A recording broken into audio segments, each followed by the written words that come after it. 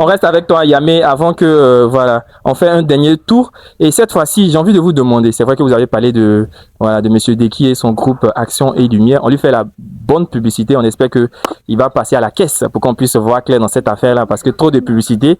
Voilà, mais à l'école, voilà, est-ce que parmi vos professeurs, parmi vos enseignants, est-ce qu'il y a un professeur qui vous a marqué, à qui aussi vous voulez dire merci? Parce que le travail commence déjà à l'école. Voilà, le travail commence déjà à l'école. Est-ce qu'à l'école, il y a un enseignant, voilà, qui vous a marqué particulièrement, à qui vous pensez? C'est pas c'est pas Qu'à un seul. qu'à un seul enseignant. Voilà. D'abord, il y a le professeur de français, Monsieur Lo, qui était vraiment notre papa, on dit notre professeur de français. Il nous a vraiment donné des conseils, il nous a vraiment préparé pour le bac.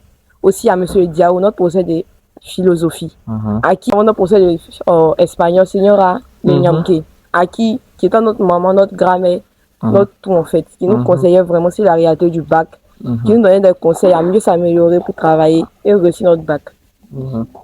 D'accord. Voilà. Son voisin? Il y a trois professeurs. Il y a Monsieur Béni, le professeur d'histoire, qui lui nous donnait beaucoup de conseils même. Lui nous parlait de ses anecdotes quand il passait le bac, il nous disait de ne pas stresser, ce genre de trucs. Et puis, à chaque fois qu'il venait, il nous donnait des conseils, il nous sensibilisait sur ce genre de trucs. Donc, ça fait que on n'était pas trop stressé, quoi. Et puis, il y a Madame Bado, notre professeur de français. Elle nous insultait beaucoup, mais je sentais qu'elle C'était de bonne guerre, en fait. C'était pour vous encourager. C'est là qu'elle nous insultait. Il y a Madame Badou. Et puis, pour notre professeur de philo aussi, Madame Acré. Elle nous a beaucoup fatigués, mais... C'était pour vous encourager. C'était pour vous pousser, on va dire, à donner le meilleur de vous-même. D'accord? Pour moi, d'abord, j'aimerais remercier tous mes enseignants. Ils m'ont beaucoup aidé, ils m'ont très bien enseigné. Mais nous, dans notre classe, il y a vraiment trois professeurs, trois anti-stress. Il y a un professeur d'histoire, M. Béni, à qui j'ai dit un gros bisou d'abord. Il m'a beaucoup conseillé, il a conseillé pour moi tous mes amis, il m'a beaucoup aidé. Et puis, c'est notre Señora aussi, notre professeur d'espagnol, Señora Beckett, Señora Lenyamke, excusez-moi, Señora Lenyamke. Elle aussi, c'était comme une mère pour nous, elle a beaucoup conseillé, comme si nous étions ses enfants. Et puis enfin, nous avons M. Ediao. Lui, en tout cas, c'est le meilleur. Lui, il nous a beaucoup aidé aussi. Ok, merci beaucoup à M. Ediao. Gloria, à quel professeur penses-tu? D'abord, je les remercie tous, mais particulièrement notre prof de français, M. Kassim. C'était le papa de la classe, tout le monde l'aimait. C'était lui qui nous donnait beaucoup de conseils, qui nous racontait comment se sont passés lui aussi ses examens à son époque. Il vous partageait son expérience. Voilà, il nous aidait beaucoup, vraiment. Lui, il y avait quelqu'un qui peut gâter son nom, en fait. C'était vraiment le prof préféré. Aussi, il y a le prof d'anglais, M. Miagnou. Il était vraiment un prof exceptionnel. C'était notre première fois de l'avant, notre première année de l'avant, c'était nouveau dans l'école. Mais vraiment, il nous a beaucoup conseillé.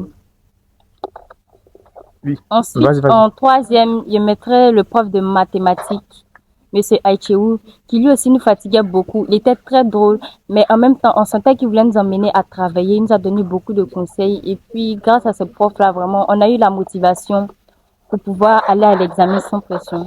C'est ça. Donc, pensée spéciale à tous ces enseignants-là. On avait vraiment confiance en nous. C'est ça. C'est ça. Donc, c'est dit qu'un professeur, il peut aller au-delà des cours pour vous donner confiance, pour vous préparer psychologiquement. Tout à l'heure, Madame Néné en parlait. Vous, les élèves qui vous apprêtiez en tout cas à aller en 6e, qui était ton maître?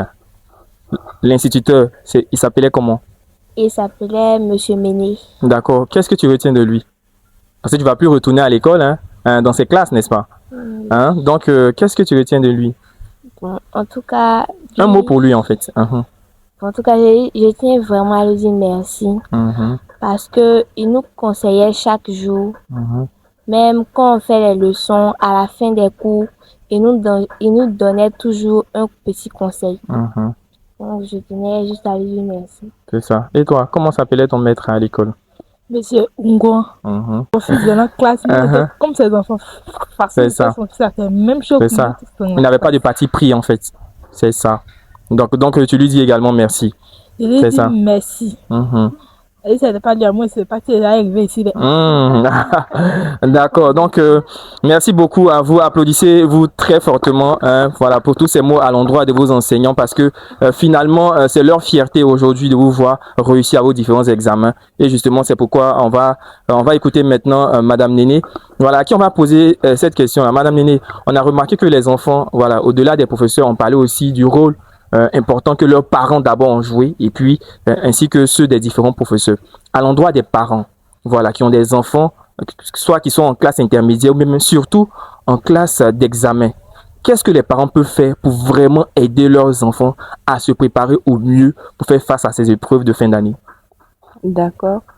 Bon, comme certains l'ont dit, leurs parents ont été d'un vrai secours parce qu'ils les ont conseillés, ils ont mis en avant leur confiance en soi.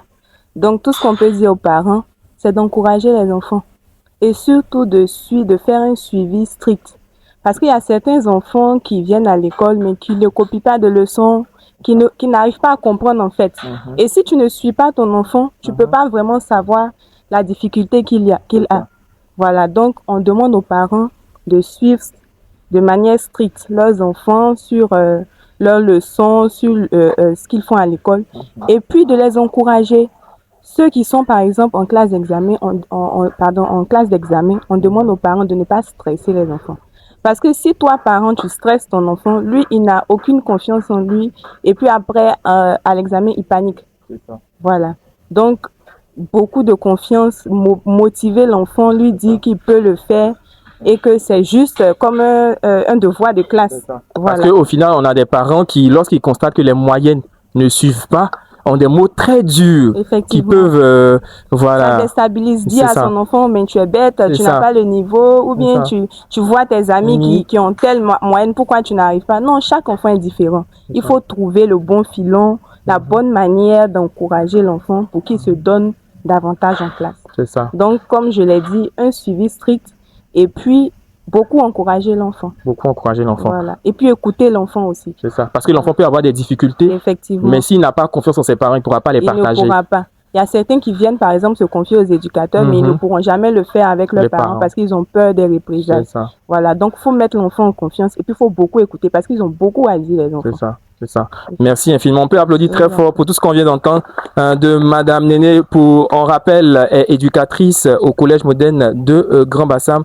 Alors, on rappelle encore que nous sommes avec des élèves très, très studieux, des élèves qui ont marqué de façon extraordinaire cette année scolaire 2025-2026 de par leurs différents résultats qu'ils ont obtenus. On va faire une courte pause et puis on se retrouve tout à l'heure après ceci. Merci. Mesdames et messieurs, chers internautes, voilà, à tous ceux qui nous suivent, à tous ceux qui suivront cette émission, on va aborder la deuxième et dernière partie de notre émission. Et voilà, l'axe que nous abordons maintenant est l'axe des orientations et des différentes ambitions de nos champions qui sont là. Donc, on va commencer déjà par les élèves de la classe de 6e. Voilà, on sait déjà que pour vous, c'est l'orientation. Déjà, est-ce que vous avez déjà fait votre orientation? Oui. Orientation? Approximativement, vous serez dans quelle école? Lycée 1. Lycée 1. C'est ce que tu as choisi? D'accord. Parce que c'est proche de la maison? Non. Parce qu'il y a une maison là-bas. Ah, d'accord. Super. Super. Donc, 6e, tu entends à chaque fois 6e là. Quelle est l'appréhension? Comment tu vois ça? Ça te fait peur? Ou bien tu penses que non, c'est facile déjà? Ça me fait pas peur. Parce que c'est déjà sorti d'une épreuve du primaire. Hein? Maintenant, il reste juste à me concentrer. Super. Et beaucoup à apprendre l'anglais. Parce que je ne connais pas un mot. Tu connais pas un mot, ça va aller. Ok, à ta voisine. Donc, comment tu appréhendes la classe de 6e déjà? Bon, déjà, je pense pas que ce soit trop difficile. Tu penses pas que ce soit trop difficile? Oui, mais comme c'est maintenant je mets dans ma tête que c'est un peu difficile quand même. C'est ça. C'est un peu difficile. Mais c'est pas trop difficile. Mais tu as déjà envie de parler anglais, c'est ça? Oui. Quelle est la matière même que tu es pressé de faire en 6e? Mathématiques. Mathématiques. Ah, la pilote, hein? Ok, c'est bien. On applaudit très fort pour elle. La mathématicienne. Alors, Miss Bossou Gloria, Voilà. Déjà, l'orientation en seconde, ça a été déjà fait, c'est ça? Oui, Ok, tu vas en seconde. seconde C. Seconde C. Ah, pourquoi le choix de la seconde C?